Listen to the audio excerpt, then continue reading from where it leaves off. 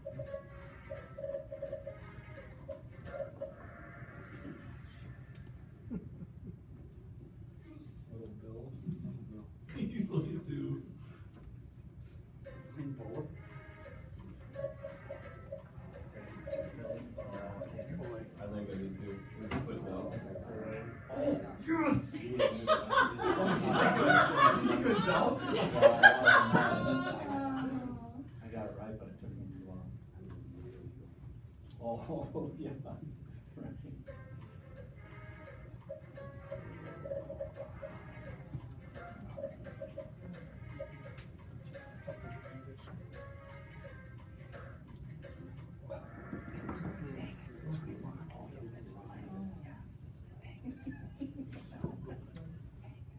Someone's got to dethrone Lennon.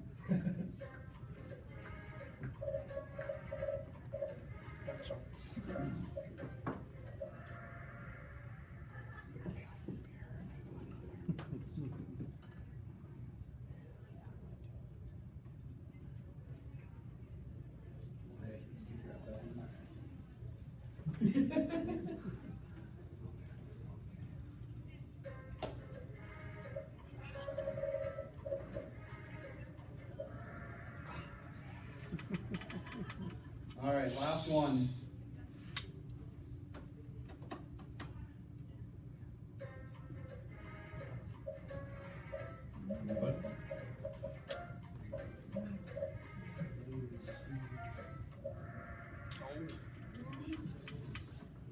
All right, so Little Bill wins. First and second, baby. All right, so show the end results, who wins. Feedback and results allows the students to give you results back. And then one thing I'll show you guys here is a new part of this, which is actually really cool that they've just added. It's called Ghost Play. I'm going to explain that later on because it allows kids to be able to play this at home for a review game, or it allows you to give it to them as homework. It allows you to give them a link which they can complete at home, those types of things. And it actually also allows you to have class competitions, so compete with this class versus the next class. And I'll kind of show you how that works here later on in the presentation.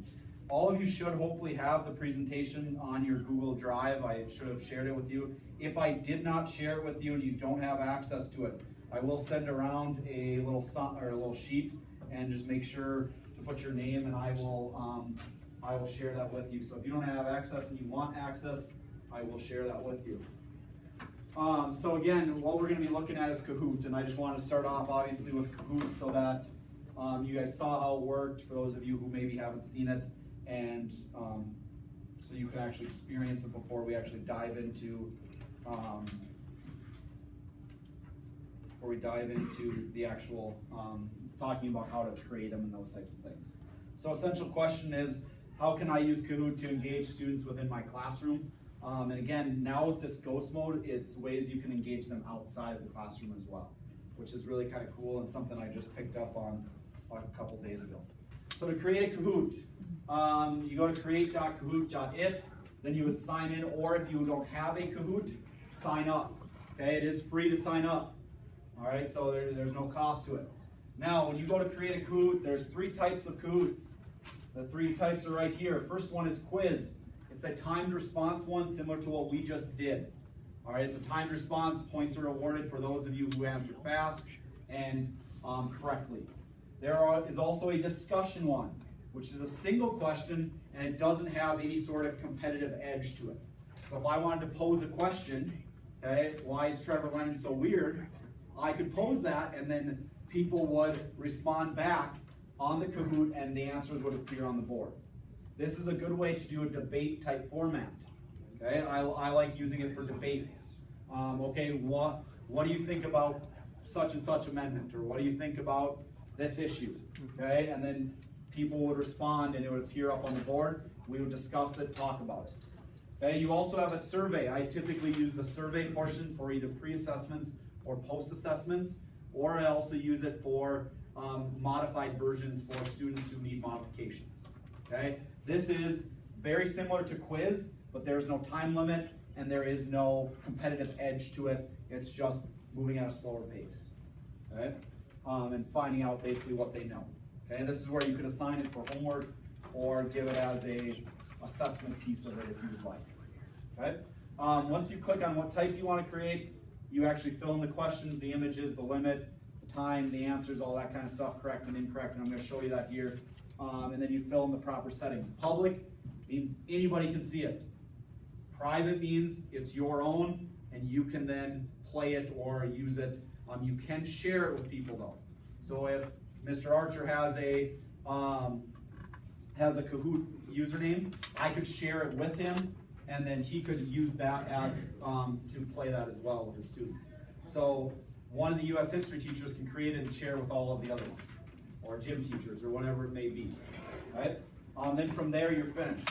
Okay. Now I did find a YouTube video right here. You just click that. It's about a 5-minute video and it takes you step by step on what to do. So if you forget everything I say today, you want to go look back at that, there it is for you, and it'll show you exactly how to create a Kahoot. All right. Now, what I'm talking about when you create Kahoots. So when you are on your Kahoot, it will look like this. Okay, and I just pick a Kahoot I want to create. I click quiz. All right, I would name it. I'm just going to name it example. And then here are where I would put my first question. I could put an image.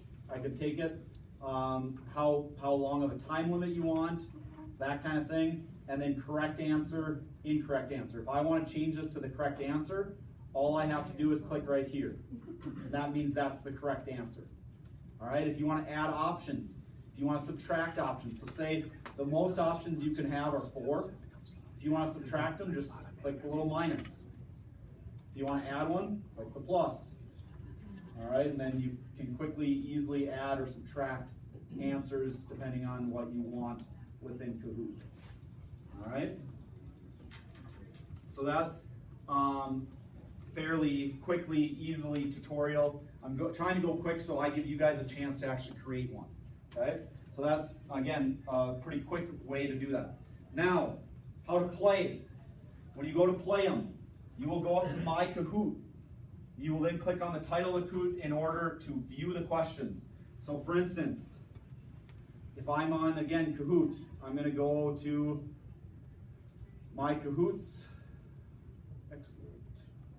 Okay, here are my Kahoots. If I want to play, I just click play. If I want to view or edit or change things, I click on the title. And now underneath is all of my questions.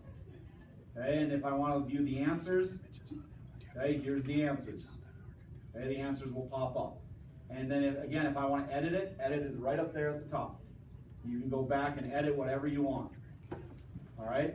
Now, if I wanted to share this with someone, say I wanted to share it with Archer, I just click right there, click share, and I would type in his username, and his would pop up, and I click share.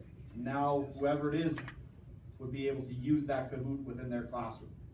All right, great for working together collaboratively within reviews, those types of things with classes. All right, so that kind of goes through how to create your Kahoot. Now, when you are actually playing a Kahoot, so say I'm going to actually go back to my Kahoots and I'm going to show you when you go to play, you're going to come up to settings. All right, these are the settings that are going to come up. Highly, highly, highly recommend that you have your display game pin throughout the entire thing. The reason I say that is what ends up happening is the game pin is at the bottom. So say you have a student who comes in and walks in late, all they have to do is go to kahoot.it and the game pin will be right down at the bottom so they can join your game halfway through the game has started.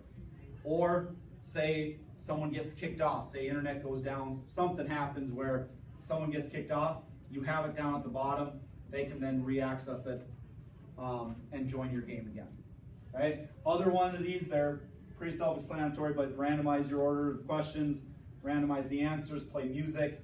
There's also some advanced settings. I usually don't touch the advanced settings, but feel free to look through them and kind of do what you like or what you think is the best. You can set the time. Can you set the time for each question? Yes, you can. So that's within the edit. So when you edit it, it will say the maximum you can do is 120 seconds, so 2 minutes. Okay. But the fastest I think is 20 seconds. So, all right. So that's how you would create and how you would